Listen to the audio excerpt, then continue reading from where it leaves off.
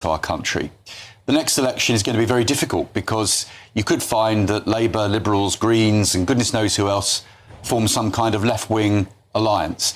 We do have to somehow bring the right of centre in British politics together. Now, what happens with Restore and with Rupert is a matter for Rupert to talk to Nigel about. What I would say to him and to people across the country is that we need a change of government next time, and another left-wing government.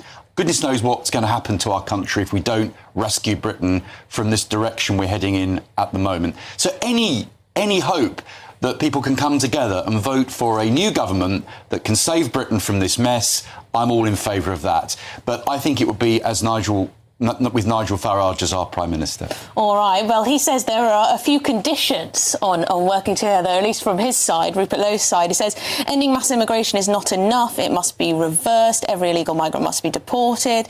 He says the parties must agree to restore Britain's demographic security, suggesting that white Brits will become a minority. He goes on to talk about the Islamification of Britain, talking about rape gangs and how the recommendations from his own inquiry must be implemented and so on. So these are his demands. How do those sound to you? Well, look, a lot of what he said, I watched his little piece, his video that he put out. Now, a lot of what he says will resonate with Reform voters and with British people. We are absolutely at the end of our tether with the mass immigration that's come to our country, which nobody voted for, both legal, which is obviously concerning everybody, and illegal, both. Both have had a detrimental impact.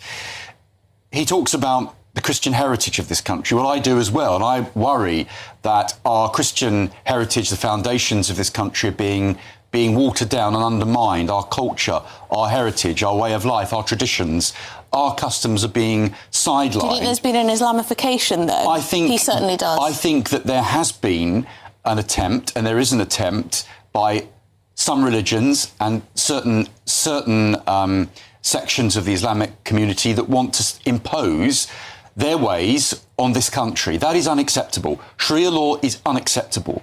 Some of the things that happens in that religion is not the British way. So if you come to Britain, you need to respect and uphold the British traditions, British laws and our way of life. If you're not prepared to do that, I don't think they should be in this country. I mean, a lot of what Rupert's saying is correct, but we need to bring things together to get this government out to actually do anything. At the moment, if you have a divided right, all the benefit will go to Labour and the left-wing parties. Nigel Farage breaks his silence. Is Rupert Lowe's peace pact a trap or a truce? There is a storm brewing on the right of British politics, and tonight it has just gotten louder. Nigel Farage, the man who has spent 30 years trying to drag this country back to what he calls common sense, has finally responded to the one figure who has been needling him for months, Rupert Lowe. The former Reform UK MP, who split from the party in a bitter, very public bust-up, has just offered Farage something unexpected. A peace pact. And Farage's answer? It is not quite the olive branch some were expecting. Welcome back to Britain Underneath, the channel that pulls apart what is really happening beneath the hell-lines of British politics. Before we get into this one, if you have not already, hit that subscribe button. This channel exists because of viewers like you who want the full picture, not the sanitized version. So subscribe now. It genuinely helps us keep doing this work. All right, let's dive in. Here is where we are. Rupert Lowe was once one of Farage's own. Elected on the back of Reform's momentum, he later split from the party after a very public and very messy falling out. Since then, he has been building his own operation, a group called Restore Britain, positioned as a rival home for patriotic voters who feel reform is not moving fast enough, or perhaps not far enough. And now, out of nowhere, Lowe has extended a hand. He says millions of ordinary people are watching a patriotic movement split down the middle. And frankly, he is right about that much. Well, surprise move this morning, wasn't it? Because Restore Britain's Rupert Lowe offered Reform UK an olive branch, or what some people would call an olive branch, to work together to build a future patriotic government. That is why today I'm reaching out to put personalities and our past disagreements aside for the good of the country. Well, Mr Lowe said he would only agree to a pact if Nigel Farage agreed to 5 policies, including mass deportations, a ban on the burqa and a referendum on the death penalty. He also said that future, I think, current Tory party ministers or former ministers would not be allowed to serve in a future government. Reform's Andrew Rosendale spoke to GB News earlier today. Rupert was elected as a Reform UK MP under Nigel's leadership. So clearly there's common ground on lots of issues. Well, Nigel Farage has responded tonight. He said this: "To deliver change, I understand Reform UK will need the support of people from other parties, as well as millions who have never voted before. That is a broad coalition I am building." So, should Reform be more open to uniting the right and accepting, perhaps, Restore's offer? Well, I'm now joined by commentator and YouTube sensation Bruce Unfiltered and another sensation, political commentator Lee Harris. Good evening, gentlemen. It's a pleasure to have you both on at the same time. Look, Bruce, I'll start with you. What do you think of this offer from Rupert Lowe to Nigel Farage, or from Restore Britain to Reform UK? I think Alex, I made my points very clear on social media earlier today that it felt to me a little bit like very closely after the Manchester election, they probably didn't perform quite as well as they wanted to, picking up, 46,000 votes out of a potential 2.1 million, which is another conversation for another day because the vote count or the people that turned out was terrible. But I do think after Makerfield, after the Manchester by-election and possibly other elections that have taken place, they've kind of realised that they're not the political force social media made them to be, and that they might be struggling and they need to form some sort of coalition to effectively what Lowe said today, unite the right, which they didn't seem too interested in for the past sort of 6 to 8 months. So I did find it a little bit odd today, to be perfectly honest. And it seemed like a list of demands more than we need to unite under one banner. Division helps nobody except the people currently in power. So Lowe put forward a list of conditions, 5 of them. He wants Britain's immigration numbers reversed, not just managed, reversed. He wants what he calls demographic security, a phrase that alone will spark plenty of debate. He wants a public vote on capital punishment. He wants the country rebuilt to be self-sufficient. And he wants trust restored in politics itself. Bold asks, the kind of asks that do not leave much room for compromise. Now, here is the twist. Farage did not slam the door, but he did not exactly fling it wide open either. He made clear that only one movement, in his view, actually has a realistic shot at winning power and delivering the change people are demanding. He said that to get there, reform needs support from people across the political spectrum, including plenty who have never voted before in their lives. That is the coalition he says he is building, brick by brick.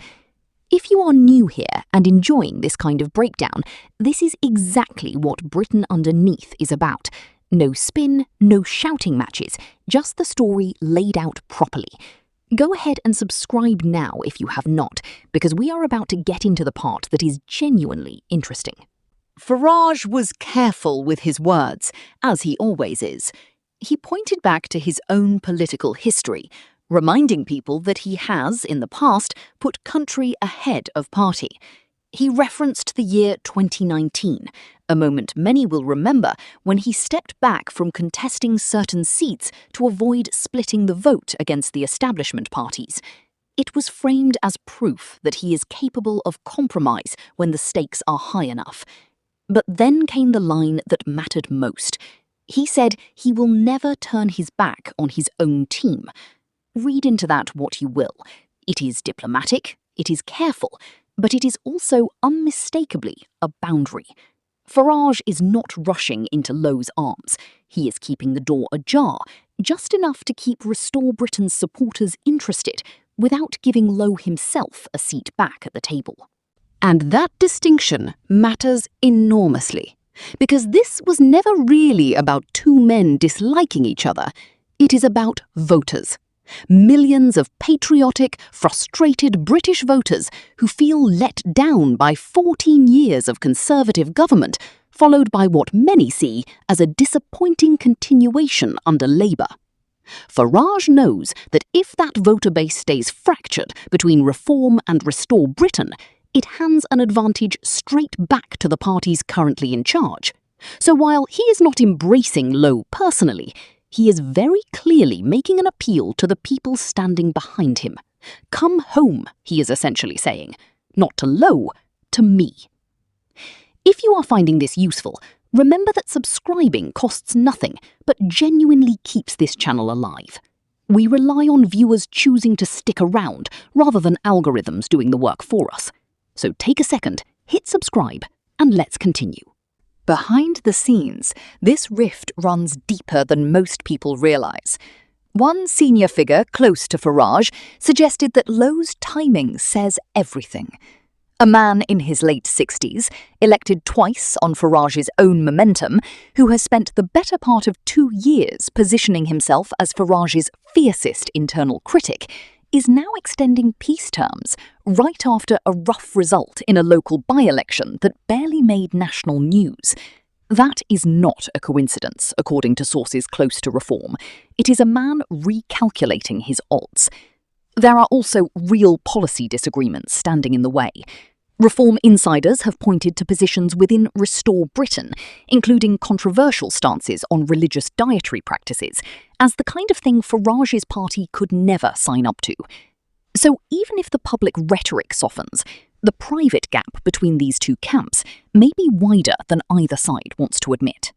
There is also the matter of Greater Manchester. In the recent mayoral election there, Restore Britain actually outperformed the Conservatives, pushing them into 4th place behind Labour, Reform and the Greens. That result mattered. It proved Lowe's movement has genuine traction, not just noise. Which raises the real question hanging over all of this. Is Farage extending patience because he respects what Lowe has built? Or is he simply trying to absorb Restore Britain's voters without ever having to share power with the man who broke away from him? Because make no mistake, with an early general election looking increasingly likely, every vote on the right of British politics is about to become incredibly precious. Farage himself put it plainly. He believes the next contest will effectively be a straight fight between Reform and Labour, and he is not interested in losing voters to infighting when the real battle is still ahead. So where does this leave things? Publicly, cordial. Privately, still very much unresolved. Farage has left the door open just wide enough to keep Restore Britain's base hopeful, while making it unmistakably clear that his loyalty lies with the team he has already built. Whether Lowe accepts that arrangement, or whether this so-called peace pact quietly falls apart within weeks, is something we will be watching closely. Because in British politics right now, nothing stays settled for long. Right, that is where we leave it for today. If this kept you informed, take a breath, think it over, and stick around, because there is plenty more happening beneath the surface of British politics that mainstream coverage simply will not tell you. This is exactly what Britain Underneath is built for. So before you go, please, genuinely, hit that subscribe button. It costs nothing, it takes 2 seconds, and it makes a real difference to this channel continuing to bring you the stories others gloss over. Stay informed, stay sharp, and I will see you in the next one.